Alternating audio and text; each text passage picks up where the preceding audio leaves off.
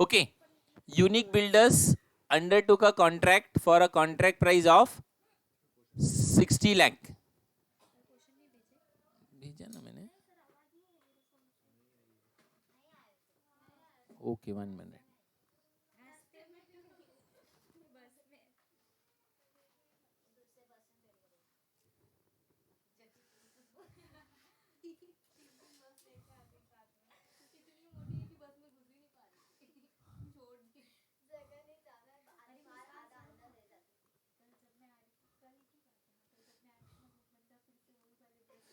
चलिए, question number 4 देखिए. Unique builders undertook a contract for a contract price of rupees 60 lakh.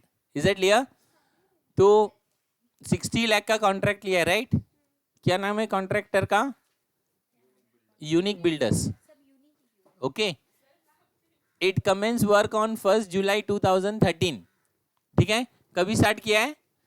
1 July 2013 को start किया, right? The following particulars available for 9 months ended on 31 March 2014, right? मतलब 9 months का अपने को contract account बनाना है 1 जुलाई से लेके 31 मार्च तक, right? Material send to site कहाँ पे आएगा बोलिए? ये डेबिट साइड में. कहाँ पे आएगा? डेबिट में आएगा ना. Okay, material send to site मतलब साइट पे भेजा है, जहाँ पे कॉन्ट्रैक्ट चल रहा है वहाँ पे भेजा है, मटीरियल ट्रांसफर नहीं किया है. ठीक है. ओके, वेजेस कहाँ जाएगा बोलिए? Debit side. Architect fees debit side. Office and administrative overheads debit side. Uncertified work clear है ना? वर्क अनसर्टिफाइड क्लियर है ना? क्रेडिट में जाएगा. ओके, फिर material at site at the end of the year बोलिए, क्रेडिट में जाएगा. क्लियर है? Then cash received from the contractee being 90% of work certified. मतलब देखिए ये इंफॉर्मेशन है ना, एक्चुअली ये 9,45,000 डायरेक्टली तो काम में नहीं आएगा, लेकिन अपने को वर्क सर्टिफाइड चाहिए ना. Is it clear? तो ये इंफॉर्मेशन से अपने को क्या कैलकुलेट करना पड़ेगा? Work certified. क्या कैलकुलेट करना पड़ेगा? Work certified. मैंने आपको वर्क सर्टिफाइड का एक्सप्लेनेशन दिया, तभी बताया था कैलकुलेट करके कैश रिसीव्ड से वर्क सर्टिफाइड कैसे निकालने का. ठीक है ना? चलिए, मटेरियल डिस्ट्रॉयड बाय फायर. नहीं ना, बाहर चले गया ना, डिस्ट्रॉय हो गया मतलब. ओके, क्रेडिट साइड में जाएगा. कहां पे जाएगा? क्रेडिट साइड में. मटेरियल आपके साइड से बाहर चला गया ना, डिस्ट्रॉय हो गया, चोरी हो गया, मतलब साइड पे से बाहर गया. साइड पे से अगर कुछ भी बाहर जाएगा तो क्रेडिट साइड में लिखना है, राइट? अच्छा, plant and machinery at cost, ये इसका ओपनिंग बैलेंस है, राइट? कहां पे लिखने का? डेबिट साइड में. कहां पे लिखने का? डेबिट साइड में. फिर ये जो नीचे इंफॉर्मेशन दिया है ना, date of purchase 1 July, estimated working life of plant 10 years, estimated scrap value at the end 20,000. ये इंफॉर्मेशन से डेप्रिसिएशन कैलकुलेट करने का और वो डेप्रिसिएशन माइनस करके उसका क्लोजिंग बैलेंस निकालने का, और वो क्लोजिंग बैलेंस कहाँ पे लिखने का? क्रेडिट साइड में. कहाँ पे लिखने का? क्रेडिट साइड में. क्लियर है ना? कॉन्ट्रैक्ट अकाउंट अभी चालू हो रहा है. ठीक है. ओके, सुपरवाइजर सैलरी बोलिए कहाँ पे जाएगा? डेबिट साइड में. You are required to prepare contract account for the year ended 31 March 2014 है. ये एक्चुअली टाइपिंग मिस्टेक होगा, 2014 है. ओके, चलिए जल्दी से बनाइए. इन द बुक्स ऑफ, क्या नाम है? Unique builders. In the books of unique builders. हाँ, मैं चेंज कर रहा हूँ ना. In the books of unique builders.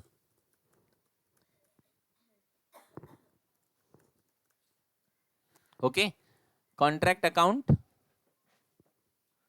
Contract account कहां से लेके कहां तक रहेगा बोलिए? 1 जुलाई 2013. 1 जुलाई 2013 टू, एक मिनट, 1 जुलाई आएगा ना इधर. 1 जुलाई 2014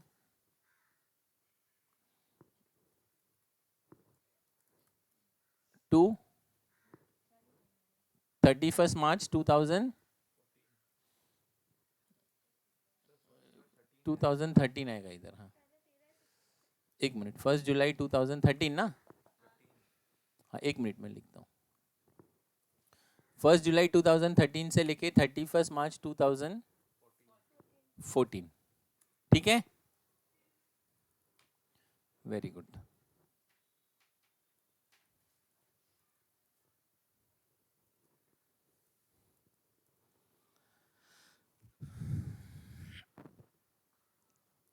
अरे नए सम को नए पेज पे स्टार्ट करो।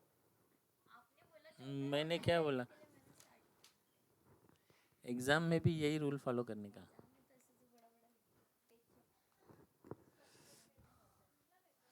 चलिए, चल आई स्टार्ट।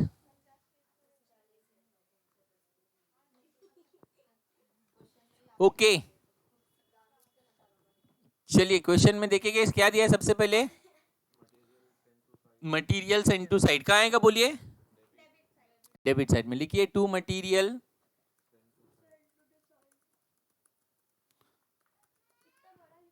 कितना? 3 लाख। Any doubt? नेक्स्ट क्या दिया है बोलिए? वेजेस कहाँ आएगा? टू वेजेस कितना? 4,40,000। फिर क्या दिया है बोलिए? To office and administrative overheads, यहाँ पे लिखिए टू आर्किटेक्ट फीस कितना? टू आर्किटेक्ट फीस कितना? 55,500। ओके, आगे बोलिए to office and administrative overheads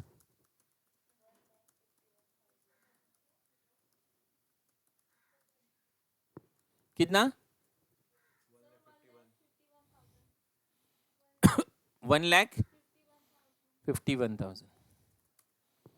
ठीक है, उसके बाद क्या है? वर्क अनसर्टिफाइड है ना। अभी एक मिनट यहाँ पे देखिए, ये कहाँ पे आएगा? क्रेडिट साइड में। कहाँ पे आएगा? क्रेडिट साइड में। और कौन साइड में आता है ये?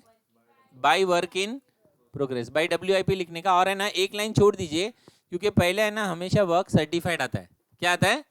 अभी लेकिन वर्क सर्टिफाइड अपने को पता नहीं है ना, तो हम लोग बाद में उसको कैलकुलेट करेंगे, राइट? तो उसके लिए एक लाइन छोड़ दीजिए, उसके नीचे लिख दीजिए यहाँ पे वर्क अनसर्टिफाइड। क्या लिखेंगे? Work uncertified. और इनर में लिखना कितना है बोलिए? कितना है? 55,000। इसका मीनिंग क्लियर है ना? मतलब काम हम तो हुआ है लेकिन सर्टिफिकेट मिला नहीं है। ओके, चलिए अभी आगे देखेंगे। मटेरियल एट साइट, वो भी इधर ही आएगा, इसके इसमें ही आएगा। मटेरियल एट साइट कितना बोलिए? 10,000। Material at site 10,000। Any doubt? Cash received from the contractee. अभी ये एक्चुअली वर्क सर्टिफाइड है, क्या है, लेकिन अपने को ये कैलकुलेट करना पड़ेगा। ओके, तो एक वर्किंग नोट बनाइए, working note number 1, next page पे। Working note number 1,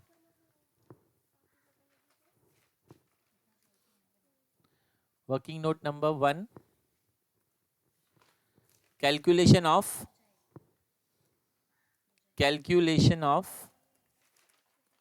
work certified, calculation of work certified, calculation of work certified.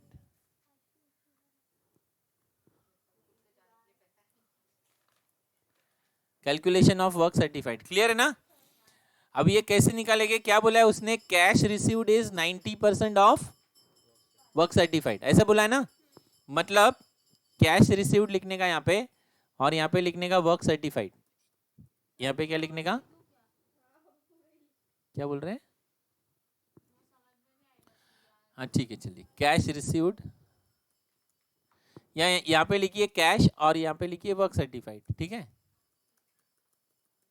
Cash और वर्क सर्टिफाइड, राइट? क्या बोला है? 90% बोला है ना। क्या बोला है? 90। तो कैश में लिखिए 90 और वर्क सर्टिफाइड में लिखिए 100। 90% है ना, मतलब अगर 100 रुपये का काम होता है तो सामने वाला बंदा कितना रुपया देता है? 90 रुपया ही देता है, बराबर ना? 10 रुपया रोक के रखता है। Any doubt? क्लियर है ना? अभी सामने वाले बंदे ने अपने को कितना पैसा दिया है बोलिए? 9,45,000 दिया ना। तो इसको मैं कहाँ पे लिखूँ? ये उसने दिया है ना, कैश रिसीव्ड है ना, तो कहाँ पे कौन से बॉक्स में लिखूँ बोलिए? इधर ना। मतलब उसने 9,45,000 अपने को दिया है, राइट? तो अगर उसने 9,45,000 दिया है, इसका मतलब वर्क सर्टिफाइड कितना हुआ होगा? क्वेश्चन मार्क करेंगे ना?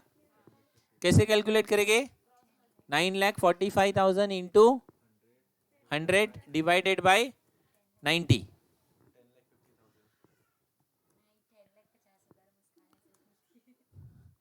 9,45,000 इंटू 100 अपॉन 90 कितना आया बोलिए? 10,50,000। Is it clear? मतलब मेरा वर्क सर्टिफाइड कितना है? 10,50,000। Any doubt? क्लियर है ना? ये वर्किंग नोट क्लियर है, right?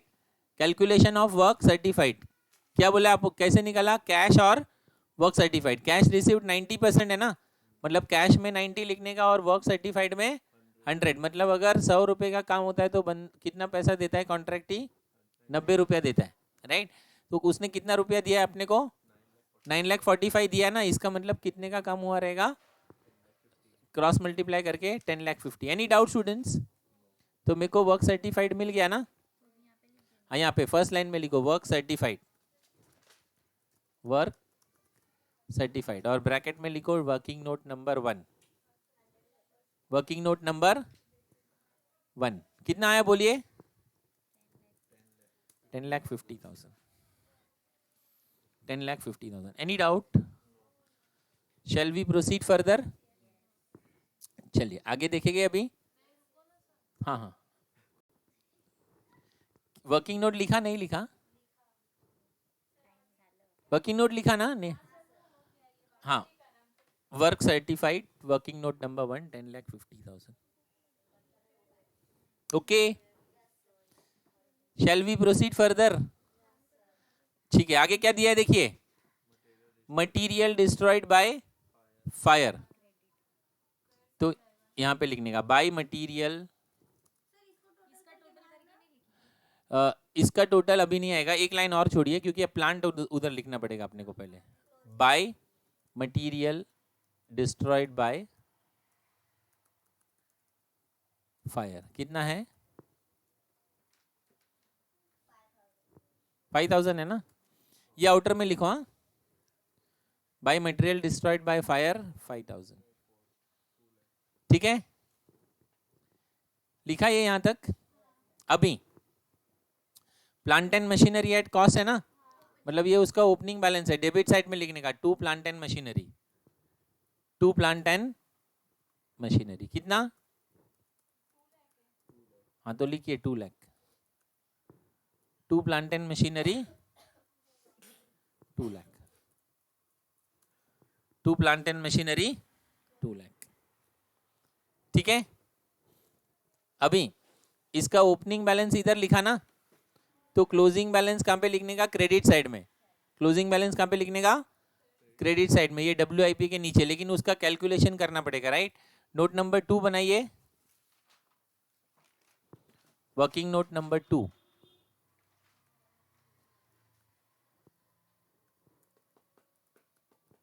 depreciation on plant and machinery।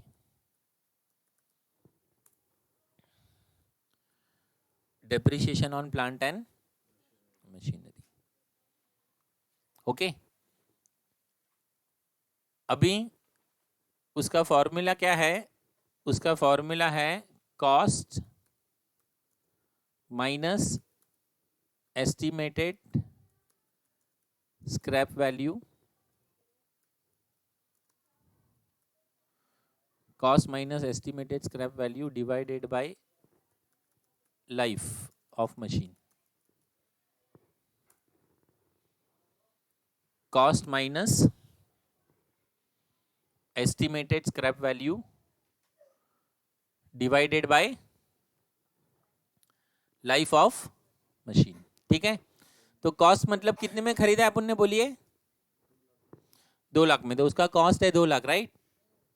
फिर एस्टिमेटेड स्क्रैप वैल्यू, तो उन लोग क्या सोच रहे कि भाई जब ये इसको भंगार में बेचेंगे तो कितना पैसा मिलेगा, 20,000 रुपया मिलेगा, तो उसको क्या करने का, माइनस। ठीक है, डिवाइडेड बाय एस्टिमेटेड लाइफ दिया है ना क्वेश्चन में, 10 साल है, कितना साल है, 10 साल है ना, कैलकुलेट करो इसको कितना आता है, 18,000, कितना आया, 18,000। अभी 1 मिनट रुकिए, 18,000 आया ना, अभी ये 18,000 पूरे साल का है, पूरे साल का है ना, लेकिन अपना कॉन्ट्रैक्ट खाली 9 मंथ्स का है, कितने मंथ्स का है, 9 मंथ्स का, तो ये 18,000 को क्या करेंगे, इंटू 9 डिवाइडेड बाय 12,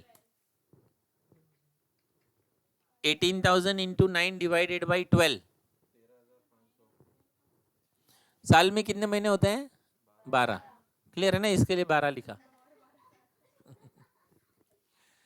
ओके, कितना आंसर आया बोलिए, 13,500।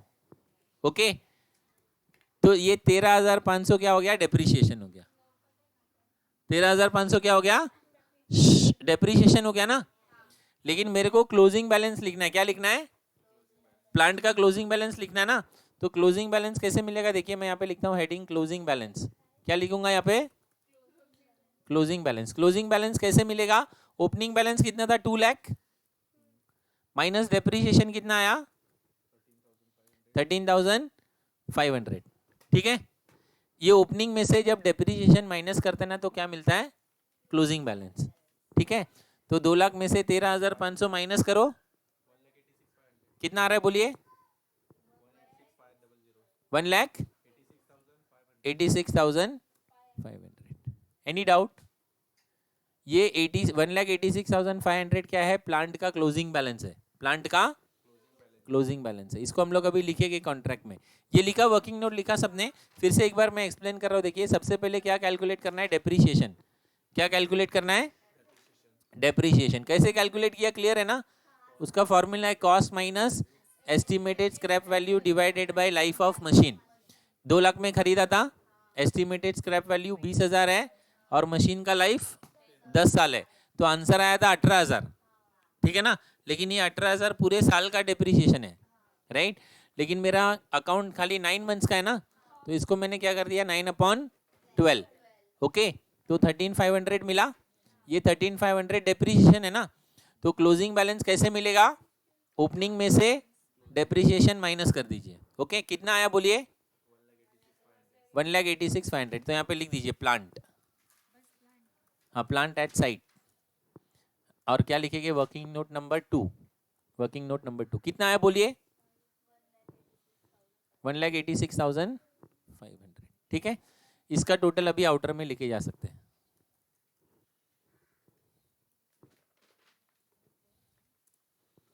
ओके, इसमें से वो निकाले ना, चार्जर होगा देखना बैग में,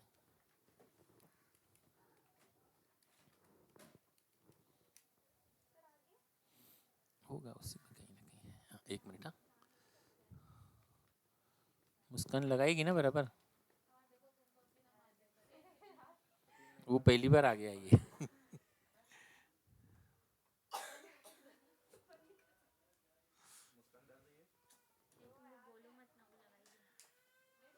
बस बस,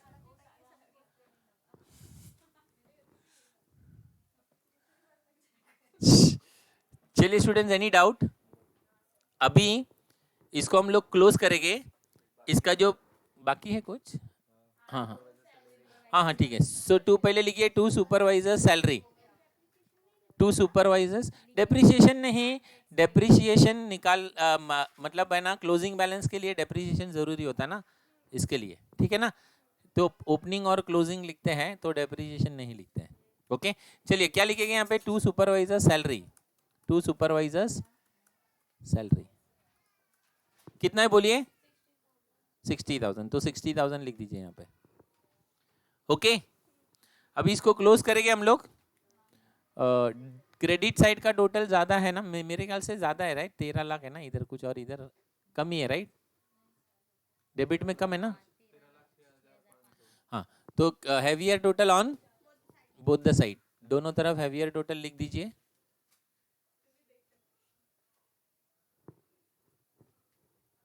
कितना आ रहा है बोलिए, 13,06,500। ठीक है, जो डिफरेंस आएगा वो क्या आएगा बोलिए, प्रॉफिट एंड लॉस आएगा कि नोशनल प्रॉफिट आएगा, नोशनल। क्यों बोलिए, वेरी गुड, दिल्ली अभी दूर है, to notional profit right, minus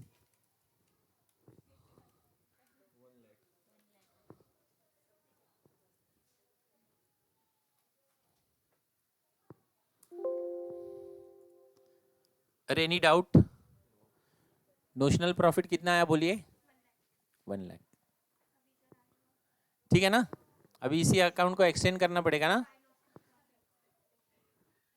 उधर टू नोशनल प्रॉफिट है तो इधर क्या हो जाएगा, by notional profit,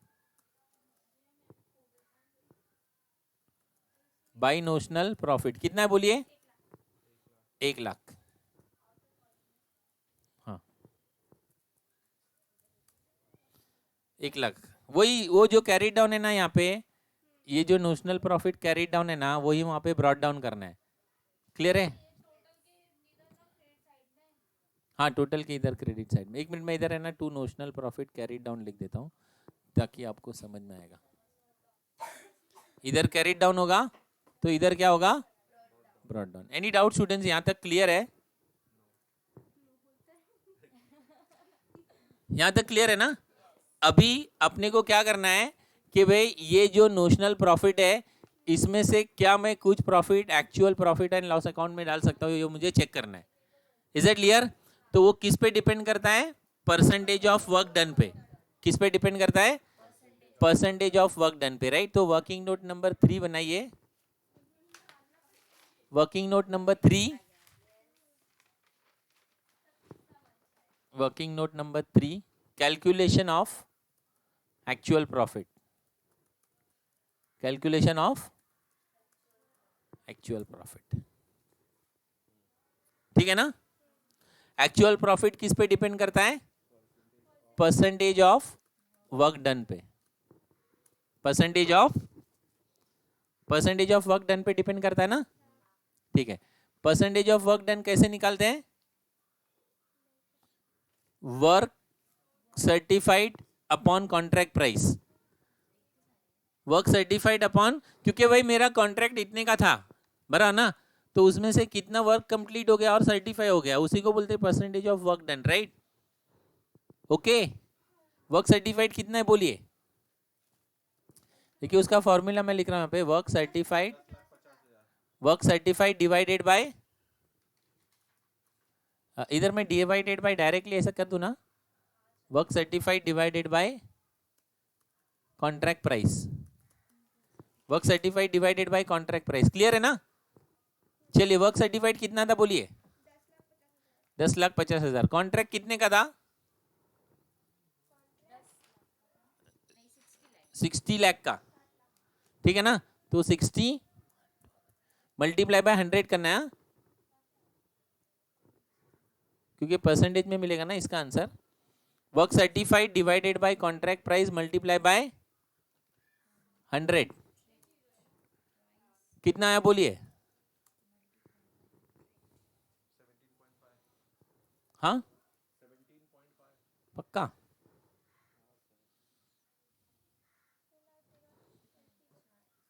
$10,50,000 divided by 60 lakh into 100,